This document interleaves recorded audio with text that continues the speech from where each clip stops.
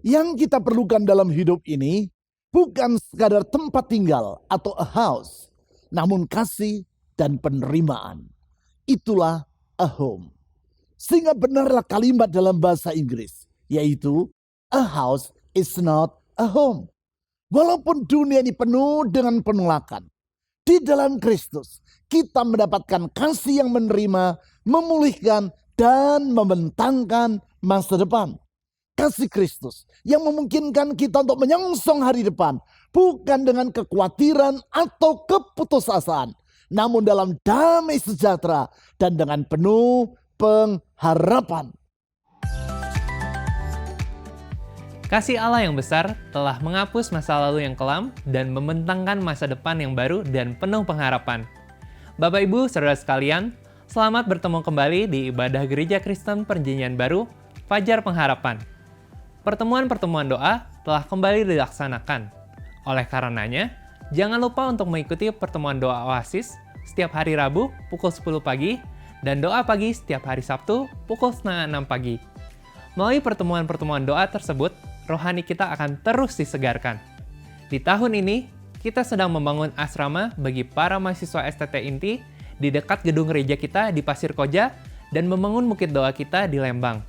Anda dapat mendukung dan mengambil bagian dalam pembangunan kedua tempat tersebut melalui persembahan janji iman. Bagi Anda yang telah menuliskan janji iman, Anda dapat memberikan persembahan tersebut dengan memasukkannya ke dalam amplop persembahan khusus, atau melalui rekening bank, atau dengan cara men-scan QR Code dengan menggunakan aplikasi dompet digital. Bagi Anda yang ingin menyampaikan kesaksian atas kebaikan Tuhan di sepanjang tahun yang lalu, dan memohon harapan-harapan Anda di tahun yang baru ini, Anda dapat menuliskan dan mengirimkannya ke nomor WhatsApp yang tertera di layar. Tim doa gereja kita akan terus mendukung doa-doa Anda di sepanjang tahun ini. Informasi dan pengumuman penting lainnya dapat Anda lihat dan ikuti di bagian menjelang akhir ibadah ini. Selamat beribadah.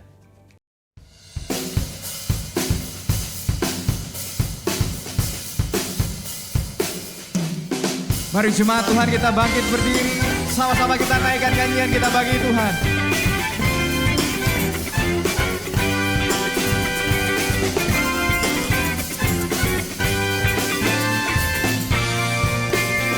Semuanya katakan, Allah sumber kuatku, Allah sumber kuatku, Allah sumber kuatku dan bagianku selamanya, selamanya.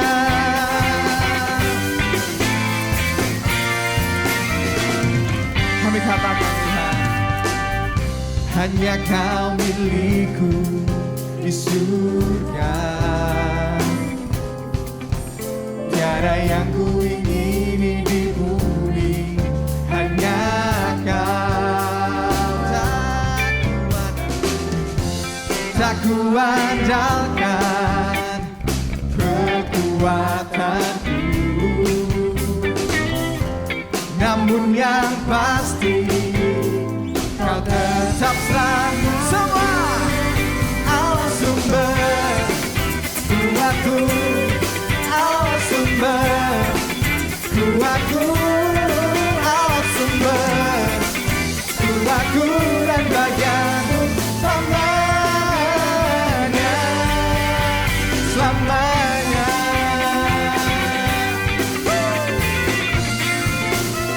Hanya Kau milikku Tuhan, hanya Kau milikku di surga.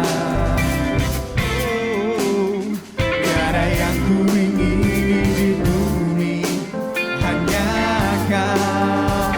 Tak kuandalkan, tak kuandalkan kekuatanku, yang pasti hanya kekuatan-Mu Tuhan. Yang pasti Kau tetap selamanya. Allah sumber kuatku, Allah sumber kuatku, Allah sumber kuatku dan bagianku selamanya. Allah sumber kuatku, Allah sumber kuatku, Allah sumber kuatku dan bagianku selamanya, selamanya.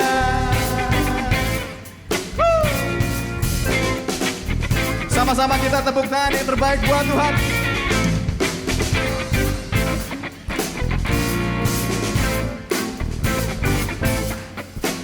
Segenap hati kami mau katakan Tuhan, hanya Kau satu-satunya. Tak kuandalkan kekuatanku, namun yang pasti Kau tetap selamanya. Allah sumber kuatku, Allah sumber kuatku, Allah sumber kuatku dan bagianku selama-lamanya. Allah sumber kuatku, Allah sumber kuatku, Allah sumber kuatku dan bagianku selamanya. Allah sumber kuatku, Allah sumber kuatku, Allah sumber kuatku, Allah sumber kuat. Cuma katakan Allah sumber kuatku, Allah sumber kuatku, Allah sumber kuatku, Allah sumber kuatku. One more time. Allah sumber kuatku, Allah sumber kuatku, Allah sumber kuatku, Allah sumber kuatku. Berikan tepuk tangan yang paling meriah buat Tuhan kita sekali lagi. Terima kasih.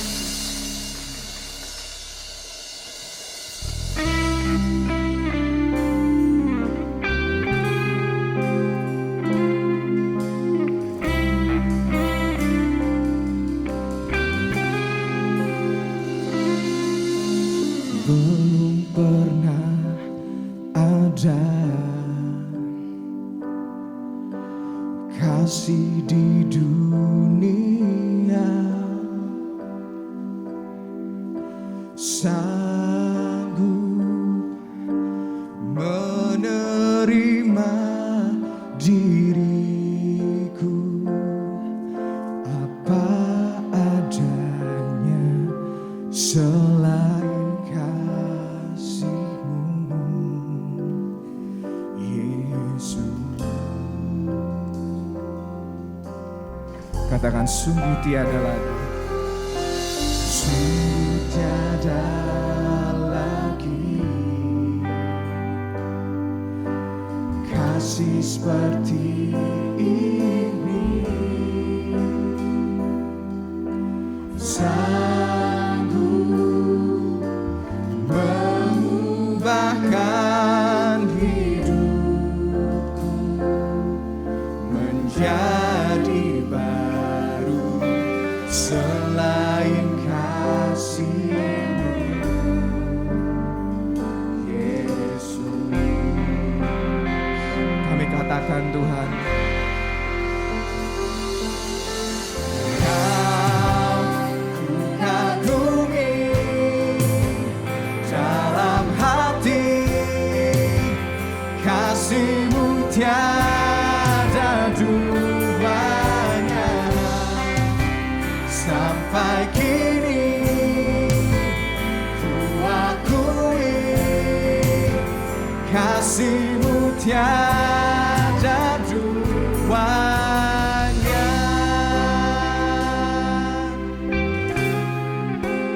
Takkan ada lagi, takkan ada lagi kasih seperti ini,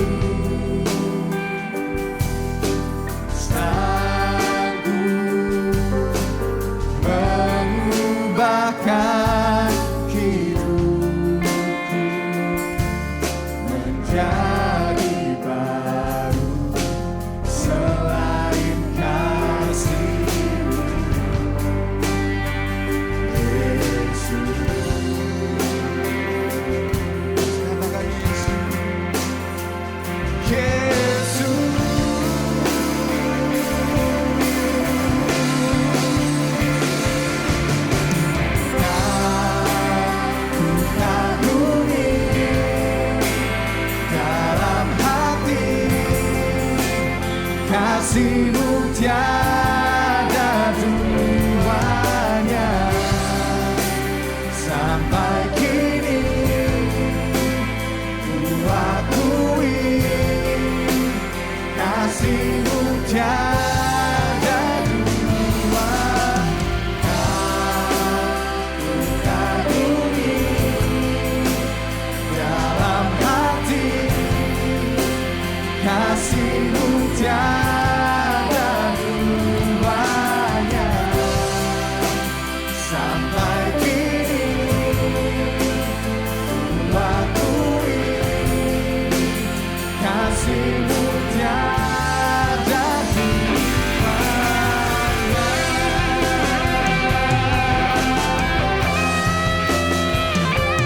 Karena salib-Mu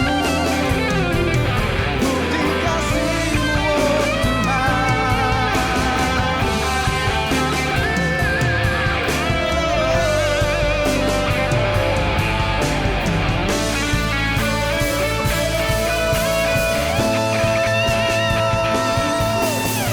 Kau ku kagumi dalam hati kasih-Mu tiada duanya. Sampai kini ku akui kasih-Mu tiada dua. Kau ku kagumi dalam hati. Hanya Kau Tuhan, hanya kasih Tuhan. Sampai kini ku akui kasih-Mu tiada duanya.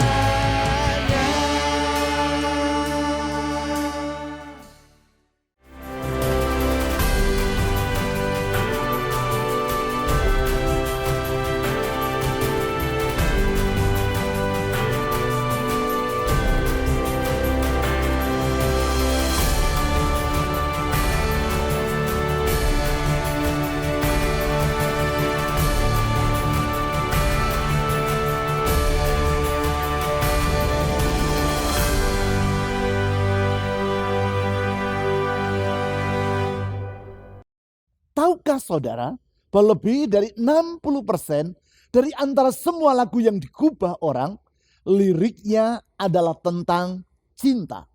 Itulah hasil penelitian yang dilakukan oleh Chad Swiatowicz dalam tesis pada bidang sosiologi yang ia susun di University of Florida, Amerika Serikat. Suatu persentase yang sangat signifikan.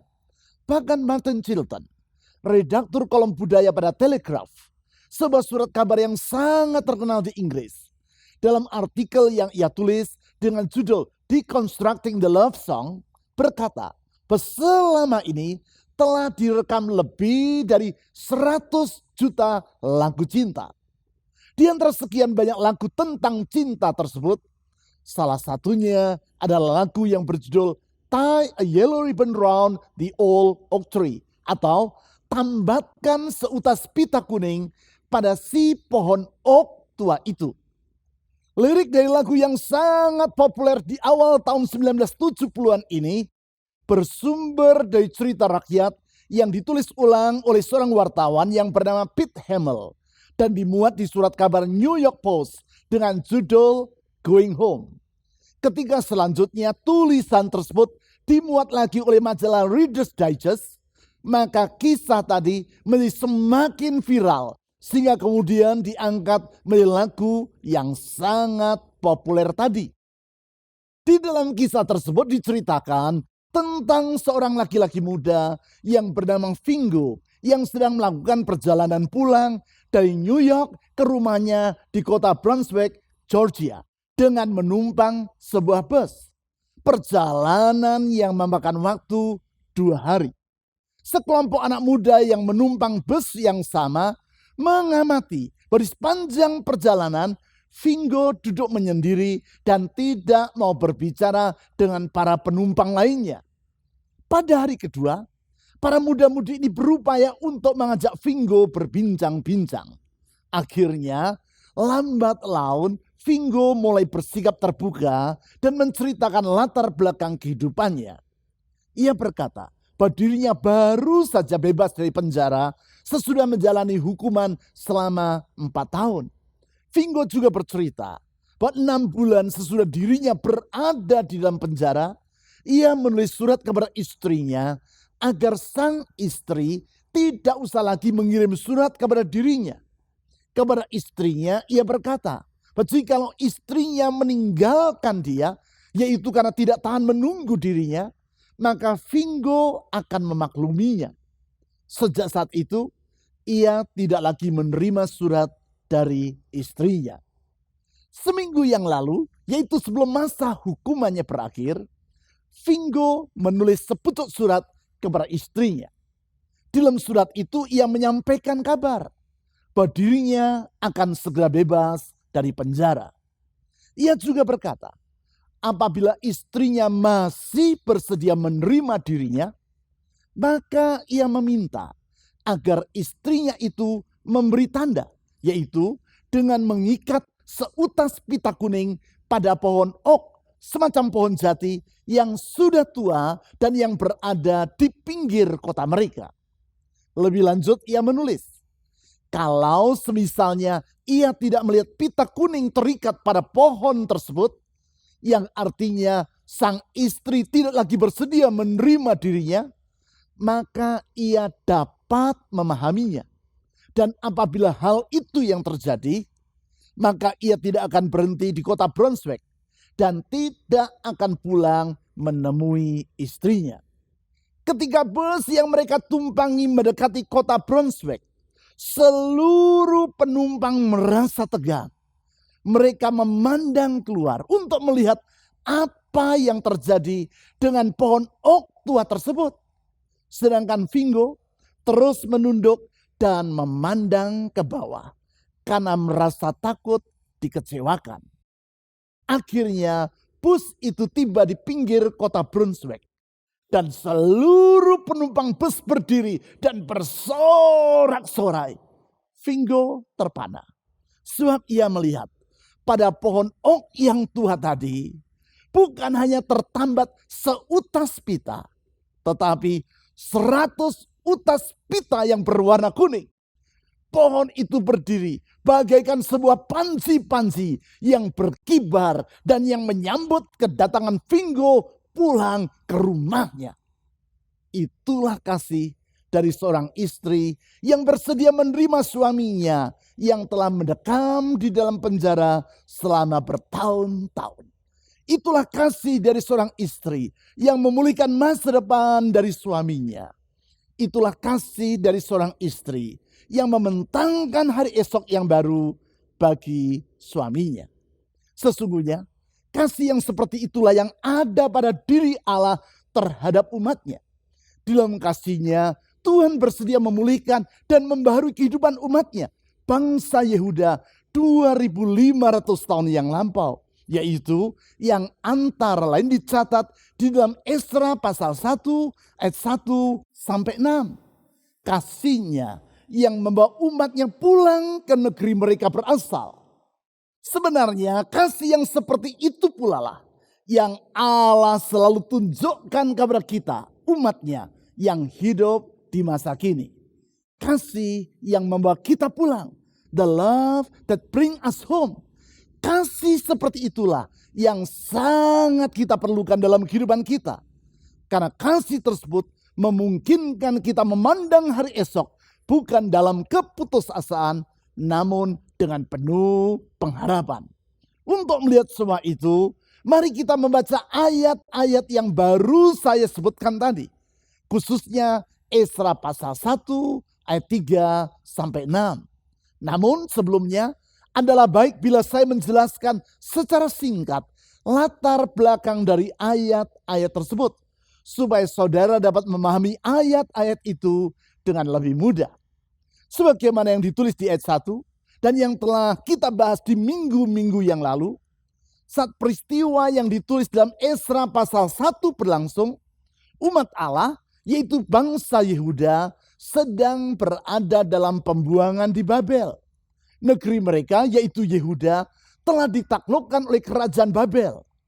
Ibu kota negeri Yehuda, yaitu Yerusalem, dan bait Allah yang berada di dalamnya telah diruntuhkan oleh tentara Raja Nebukadnezar, yaitu raja yang memerintah atas negeri Babel. 70 tahun telah berlalu, yaitu terhitung sejak penyerbuan yang pertama kali atas kota Yerusalem oleh tentara kerajaan Babel.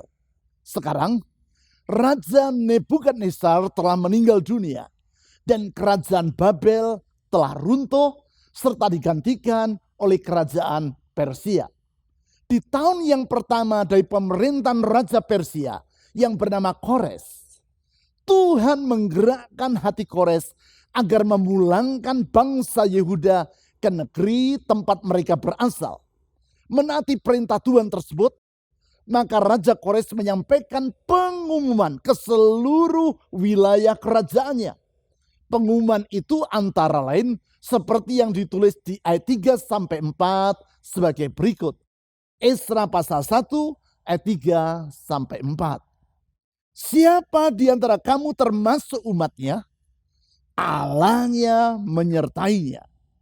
Biarlah ia berangkat pulang ke Yerusalem yang terletak di Yehuda dan mendirikan rumah Tuhan Allah Israel, yakni Allah yang diam di Yerusalem. Dan setiap orang yang tertinggal, dimanapun ia ada sebagai pendatang, harus disokong oleh penduduk setempat dengan perak dan emas, harta benda dan ternak, di samping persembahan sukarela bagi rumah Allah yang ada di Yerusalem. Menanggapi pengumuman atau dekrit dari Raja Kores tersebut, maka orang-orang Yehuda mulai berkemas-kemas untuk kembali ke negeri mereka. Hal tersebut dicatat di ayat 5-6 seperti demikian. Esra pasal 1 ayat 5-6. Maka berkemaslah kepala-kepala kaum keluarga orang Yehuda dan orang Benyamin, serta para imam dan orang-orang Lewi, yakni setiap orang yang hatinya digerakkan Allah untuk berangkat pulang dan mendirikan rumah Tuhan yang ada di Yerusalem. Ayat 6. Dan segala orang di sekeliling mereka membantu mereka dengan barang-barang perak, dengan emas, harta benda, dan ternak, dan dengan pemberian yang indah-indah, selain dari segala sesuatu yang dipersembahkan dengan sukarela. Dalam peristiwa sejarah ini, kita dapat melihat bahwasanya Tuhan masih memiliki rencana untuk masa depan umatnya. Ia belum selesai bekerja di dalam kehidupan mereka. Walaupun umatnya telah meninggalkan Allah dengan menyembah ilah-ilah yang palsu, yaitu para berhala, namun Allah tidak pernah meninggalkan mereka. Ia menjanjikan masa depan yang lebih baik bagi mereka. The best is yet to come. Hari esok yang lebih baik, bahkan yang terbaik, masih tersedia di hadapan umatnya. Sebagaimana yang telah saya utarakan di dalam ibadah awal tahun tanggal 1 Januari yang lalu, janji tentang masa depan bagi umatnya ini jauh-jauh hari telah Allah sampaikan melalui nubuatan Nabi Yesaya. Dan dicatat di dalam Yesaya pasal 43 ayat 18 sampai 21. Di dalam nubuatan tersebut nampak bahwa janji tentang masa depan yang lebih baik itu berkaitan dengan 4 sifat dari Tuhan, yaitu kuasa, kesetiaan, kasih, dan hikmatnya yang tidak terbatas. Di dalam 2 minggu yang lewat, secara berturut-turut kita telah melihat 2 dari keempat sifat Allah tadi. Yang pertama, yaitu bahwasanya kuasanya tidak terbatas, sehingga tiada yang mustahil bagi Tuhan. Yang kedua, yaitu bahwasanya kesetiaannya tetap untuk selama-lamanya, sehingga kita dapat menemukan harapan dalam kesetiaan Tuhan tersebut. Sekarang, kita akan melihat sifat Tuhan yang ketiga, yaitu bahwasanya kasih-Nya tidak pernah berubah atau bersifat abadi. Itulah yang terlihat di dalam Esra pasal 1 ayat 3 sampai 6 yang telah kita baca tadi. Melalui ayat-ayat tersebut dapat disimpulkan bahwasanya di dalam kasih-Nya itu Tuhan melakukan 3 tindakan, yaitu yang pertama, membebaskan umat-Nya dari masa lalu mereka.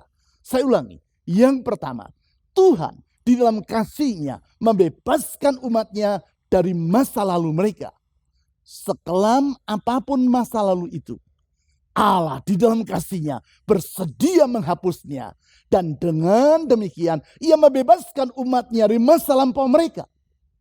Tindakan Allah di dalam membebaskan umat-Nya dari masa lalu mereka itulah yang terlihat dalam kisah tentang seorang bocah kecil yang suatu hari bercerita kepada pendeta di gerejanya bahwa Tuhan Yesus telah menampakkan dirinya kepada bocah tersebut. Si bocah berkata, "Pak Pendeta, tadi malam menjelang aku tertidur, Tuhan Yesus menampakkan dirinya kepadaku. Ia tersenyum kepadaku." Walaupun tidak mempercayai kata-kata si bocah, namun karena tidak ingin mematahkan semangat yang bersangkutan, maka Pak Pendeta berkata, "Wah, itu luar biasa. Tidak banyak orang yang mengalami peristiwa semacam itu." Keesokan harinya, bocah kecil itu datang lagi kepada Pak Pendeta dan bercerita, "Pak Pendeta, tadi malam Tuhan Yesus datang lagi ke kamarku. Ia membelai kepalaku sambil tersenyum." Pak Pendeta menduga entah bocah ini kelewat banyak melamun atau memang ia suka membual. Masa 2 malam berturut-turut Tuhan Yesus menampakkan dirinya kepada seorang bocah kecil?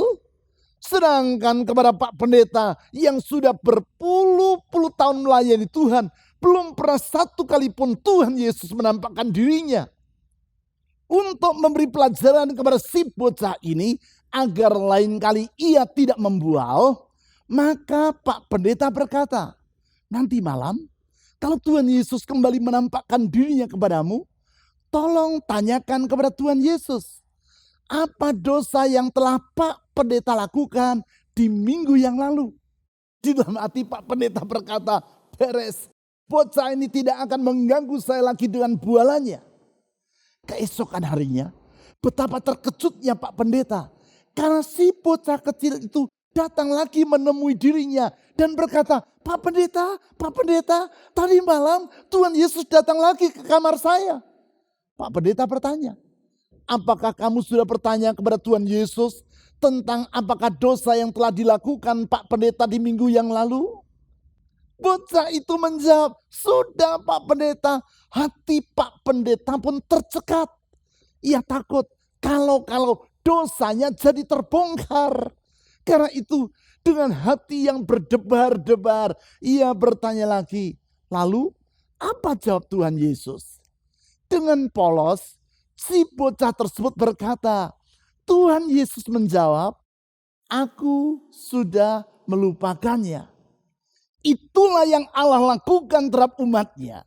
Dalam kasih-Nya, Ia membebaskan umat-Nya dari masa lalu mereka. Sehingga dalam Esra pasal 1 ayat 1 dicatat, Tuhan menggerakkan hati dari Raja Kores. Dan alhasil, di dalam Esra pasal 1 ayat 3, Raja Kores menyampaikan pengumuman sebagai berikut. "Siapa di antara kamu termasuk umat-Nya, Allah menyertainya. Biarlah ia berangkat pulang ke Yerusalem yang terletak di Yehuda dan mendirikan rumah Tuhan Allah Israel, yakni Allah yang diam di Yerusalem." Dalam kasih-Nya, Allah membebaskan umat-Nya dari masa lalu mereka dan membawa mereka pulang ke Yerusalem yang terletak di daerah Yehuda. Dalam kasih-Nya, Allah menggerakkan hati Raja Kores agar melepaskan umat Tuhan dari tempat pembuangan, yakni negeri Babel. Dengan cara demikian, Tuhan menghapus masa lalu umat-Nya. Sesungguhnya hal yang sama yang Allah telah lakukan bagi kita. Dalam kasih-Nya yang Ia tunjukkan melalui pengorbanan Yesus Kristus di kayu salib, Ia telah membebaskan kita dari masa lalu kita. Dalam kasih-Nya Allah telah memerdekakan kita dari ikatan dosa dan hukuman dosa. Dalam kasih-Nya yang abadi, Allah melalui Yesus Kristus telah menjadikan kita sebagai ciptaan yang baru, dan kehidupan yang lama serta gelap itu telah dibuatnya berlalu. Selanjutnya yang kedua, Tuhan dalam kasih-Nya membentangkan masa depan yang baru bagi umat-Nya. Saya ulangi, Tuhan dalam kasih-Nya membentangkan masa depan yang baru bagi umat-Nya. Bukan saja Ia menghapus masa lalu yang kelam, dalam kasih-Nya itu Tuhan juga menyediakan hari esok yang gemilang dan penuh dengan pengharapan bagi umat-Nya. Hal tersebut Ia kemukakan kepada bangsa Yehuda melalui dekret atau pernyataan yang dibuat oleh Raja Kores dan dicatat di ayat 3 tadi. Di ayat itu Raja Kores berkata sebagai berikut. Siapa di antara kamu termasuk umat-Nya, Allah-Nya menyertainya. Biarlah ia berangkat pulang ke Yerusalem yang terletak di Yehuda dan mendirikan rumah Tuhan Allah Israel, yakni Allah yang diam di Yerusalem. Di sini disebut bahwa bukan saja bangsa Yehuda dibebaskan dari pembuangan, yaitu dengan diizinkan untuk pulang ke Yerusalem, mereka juga diperbolehkan untuk mendirikan kembali rumah Allah, yaitu bait suci yang telah diruntuhkan oleh Raja Nebukadnezar. Pembangunan kembali bait suci ini merupakan hal yang penting. Sebab hal itu merupakan pertanda bahwa umat Tuhan masih memiliki masa depan. Yaitu bahwa mereka akan menjadi berkat bagi bangsa-bangsa bukan Israel. Itu sebabnya di dalam Yesaya pasal 56 ayat 6-8, Allah berkata bahwa rumah-Nya, yaitu bait suci di Yerusalem, akan disebut sebagai rumah doa bagi segala bangsa. Artinya, Tuhan bermaksud agar umat yang berada dalam pembuangan itu bukan hilang terserap oleh bangsa-bangsa tempat mereka dibuang. Namun mereka akan tetap ada, bahkan menjadi berkat bagi bangsa-bangsa yang lain. Dengan demikian, Tuhan membentangkan masa depan yang baru bagi umat-Nya.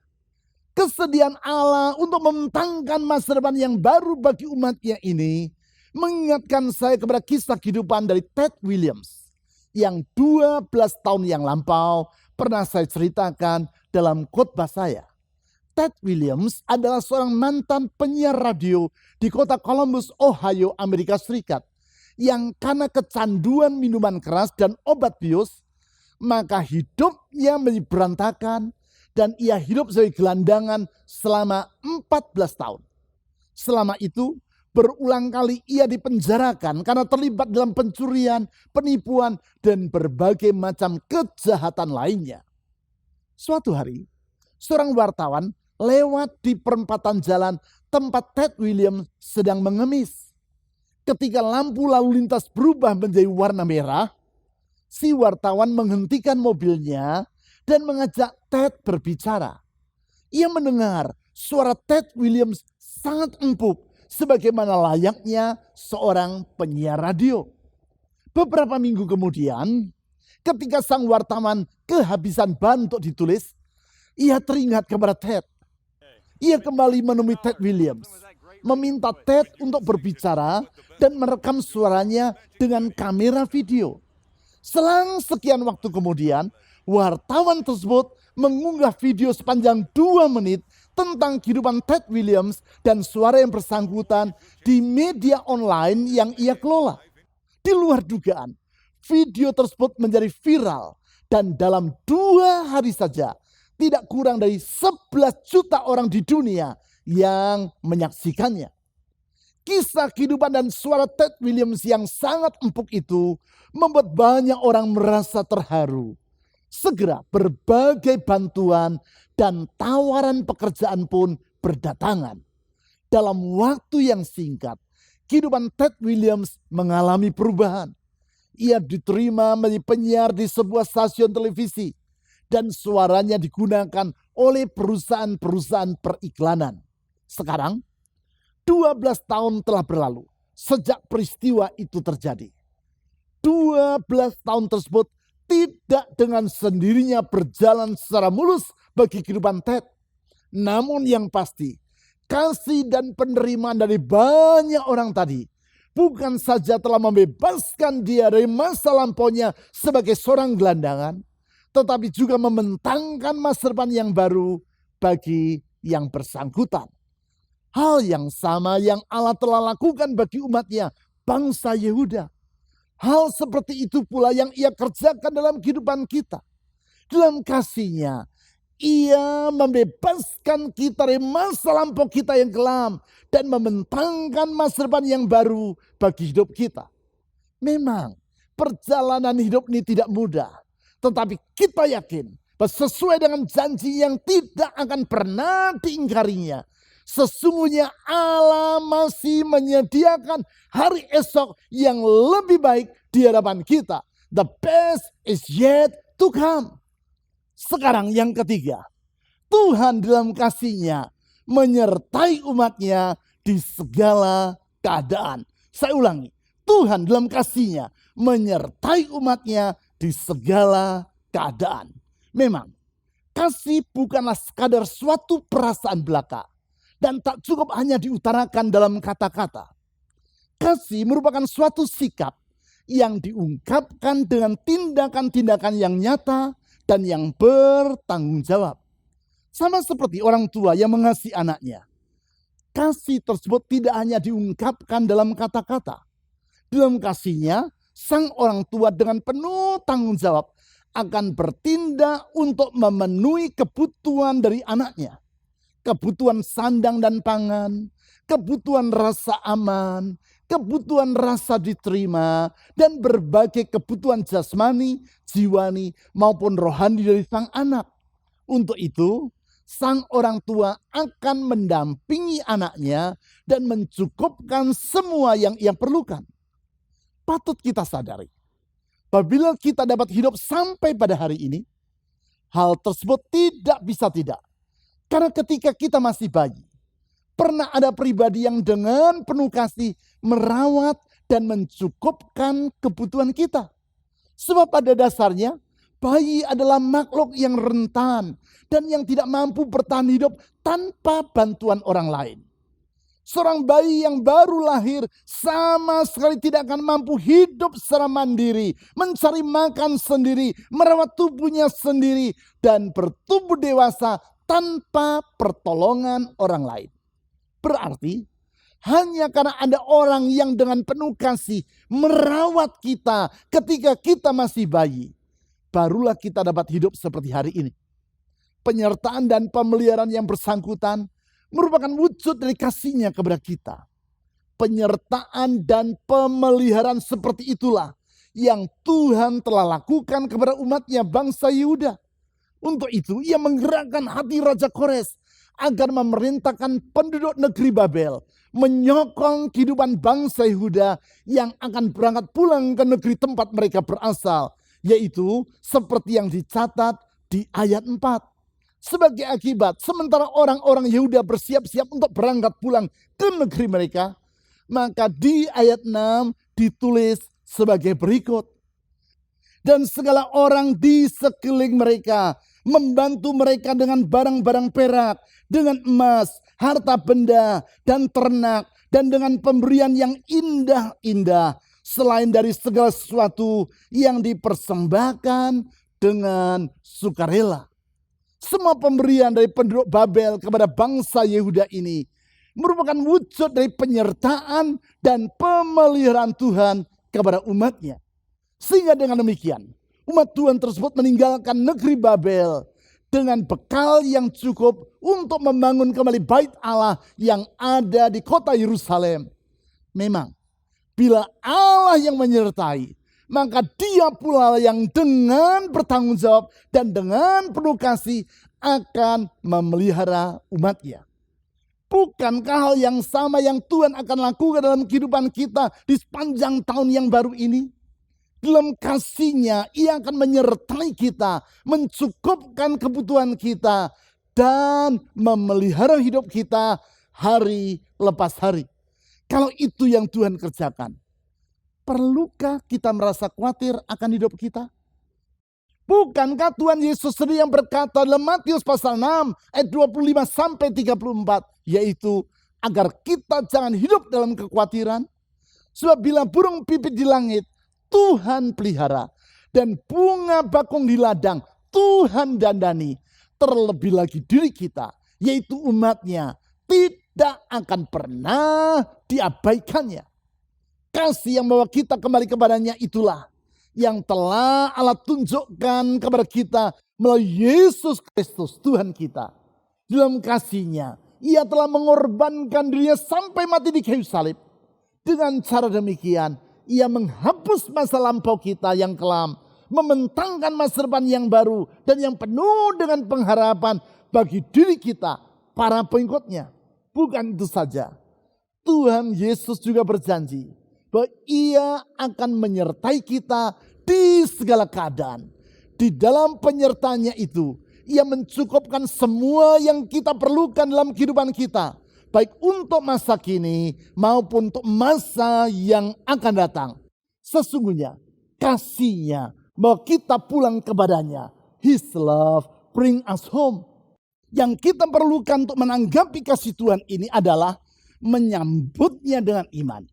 Sebagaimana yang berulang kali saya utarakan, iman merupakan wadah untuk menampung berkat dan anugerah Tuhan. Seberapa banyak kita menampungnya adalah tergantung kepada sebesar apa iman kita dalam menyambutnya. Di dalam semuanya itu kita perlu mengingat prinsip ini, yaitu bahwasanya Tuhan tidak pernah kewalahan. Saya ulangi, Tuhan tidak pernah kewalahan. Ia tidak pernah berkata, jangan terlalu besar dong imanmu, karena aku tidak akan mampu untuk memenuhinya. Tidak. Tuhan tidak akan pernah berkata seperti itu. Sebesar apapun iman kita, Ia akan sanggup untuk mengabulkannya. Keyakinan kita akan kasih Tuhan yang abadi ini akan memungkinkan kita menghadapi hari esok dengan penuh damai sejahtera. Di dalam iman tersebut kita dapat berkata, bersama dengan Tuhan Yesus, aku akan melakukan perbuatan-perbuatan yang gagah perkasa. Karena sesungguhnya masa depan yang lebih baik, bahkan yang terbaik, masih tersedia di hadapan kita. The best is yet to come. Mari kita berdoa. Tuhan Yesus, kami percaya, kami pegang janji-Mu bahwa Engkau masih belum selesai bekerja dalam hidup kami. Engkau terus bekerja menyediakan masa depan yang lebih indah bagi kami. Dan kami percaya kasih-Mu itu menjamin dari semua itu. Dalam kasih-Mu Engkau menghapuskan masa lampau kami yang kelam. Dalam kasih-Mu Engkau membentangkan hari depan yang baru dan gemilang bagi kami. Dalam kasih-Mu Engkau menyertai kami. Dan dalam penyertaan-Mu itu Engkau memelihara hidup kami. Mencukupkan semua yang kami perlu. Tuhan Yesus, Engkau telah membuktikan kasih-Mu melalui pengorbanan-Mu sampai mati di kayu salib. Di sana kami dapat melihat hari esok dan pengharapan yang tidak akan mengecewakan. Itu sebabnya apapun yang kami alami dan hadapi, kami tidak mau berputus asa. Kami tidak mau hidup dalam kekhawatiran. Kasih-Mu membawa kami pulang kepadamu, memberi penerimaan, memberi jaminan, dan memberi kepastian. Tuhan Yesus, kami percaya kasih-Mu tidak pernah berubah, kasih-Mu tidak terbatas, kasih-Mu tetap untuk selama-lamanya, kasih-Mu membaharui hidup kami. Saya berdoa saat ini Tuhan Yesus, ulurkan tangan kasih-Mu itu, menjamah setiap orang yang dalam keadaan gundah, takut, dan khawatir. Tuhan Yesus, biar kasih-Mu meredakan kekalutan dalam hati. Biar kasih-Mu meredakan semua kekhawatiran dalam jiwa. Meneduhkan hati dan memberikan pengharapan. Kasih-Mu memulihkan, Kasih-Mu menyembuhkan, Kasih-Mu membuka jalan, Kasih-Mu membuat mujizat dalam hidup anak-anak-Mu. Kasih-Mu memberkati mereka. Karena kalau Tuhan mengasihi kami dan menyertai kami, maka kami dapat melewati hari demi hari di dalam pemeliharaan Tuhan yang tidak pernah berkekurangan itu. Tuhan Yesus, dengan percaya kepada janji-Mu, kami melangkah memasuki tahun yang sedang kami jalani ini dan melewatinya bersama dengan Tuhan. Karena di dalam Tuhan Yesus ada pengharapan. Di dalam nama-Mu ada mujizat dan pertolongan. Di dalam nama Yesus Kristus, Tuhan dan Juru Selamat yang hidup, kami telah berdoa. Amin. Menyenangkanmu, senangkanmu, hanya itu kerinduanku.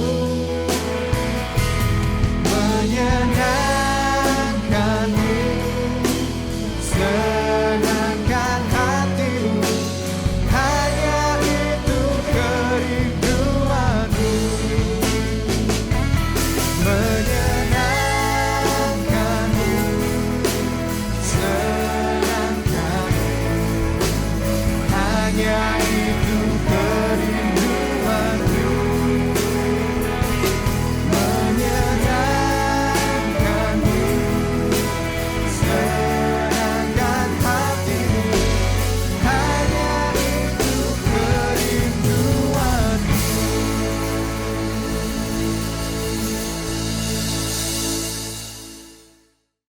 Berikut adalah beberapa informasi dan kegiatan gereja kita yang dapat Anda ikuti.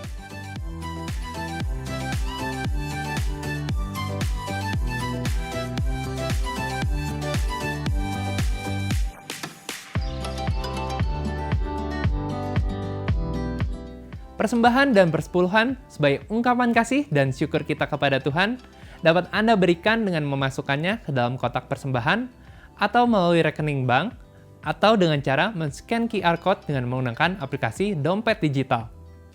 Ibadah online GKPB Fajar Pengharapan dapat Anda ikuti setiap saat mulai hari Sabtu pukul 5 sore melalui YouTube, website, dan aplikasi yang tertera di layar. Berbagai informasi penting lainnya dari gereja kita dapat Anda ikuti melalui website www.fajarpengharapan.net atau melalui aplikasi GKPB Fajar Pengharapan serta Instagram GKPB Fajar Pengharapan. Bapak, Ibu, Saudara sekalian, tetap patuhi protokol kesehatan, sehat selalu, dan sampai jumpa minggu depan.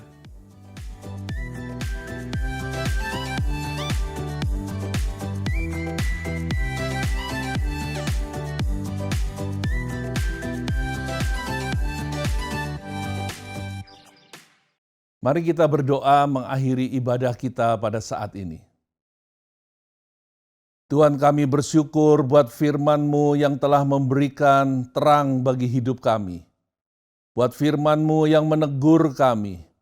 Buat firman-Mu yang menguatkan kami. Buat firman-Mu yang mengajar kami. Tuhan, kami bersyukur karena Engkau panjang sabar atas kami umat-Mu. Sehingga kami terus-menerus Engkau ajar untuk kami hidup benar di hadapan-Mu. Untuk kami berjalan sesuai dengan firman-Mu. Untuk kami hidup sesuai dengan kehendak-Mu. Tuhan, kami mau menyerahkan hidup kami untuk terus melekat kepadamu. Kami mau menyerahkan dan membuka hati kami bagi-Mu ya Tuhan, untuk kami hidup di dalam iman percaya kami kepadamu. Apapun yang kami hadapi, tantangan apapun yang harus kami atasi, kami tetap percaya bahwa Engkau Tuhan menyertai kami, bahwa Engkau Tuhan bersama dengan kami, dan firman-Mu ya dan amin bagi setiap kami. Karena itu Tuhan, kami bersyukur dan kami memohonkan berkat-Mu sekarang. Tuhan, turunkan atas semua umat-Mu, biar berkat-Mu melimpah turun memenuhi kehidupan umat-Mu ya Tuhan, sehingga mereka diberkati oleh Tuhan.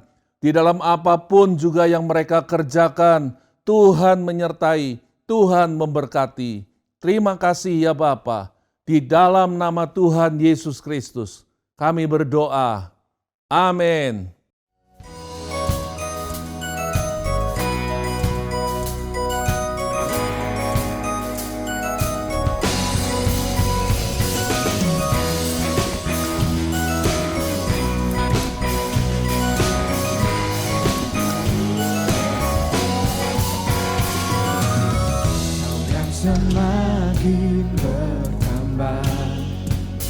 dan ku semakin berkurang.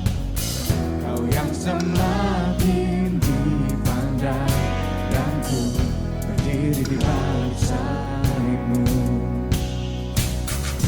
Kuasa satu-satunya, Raja dari segala zaman, di surga dan di semesta, kita oleh Dia untuk Dia. Tinggikanlah dirimu mengatasi langit ini, dan kemuliaan-Mu mengatasi seluruh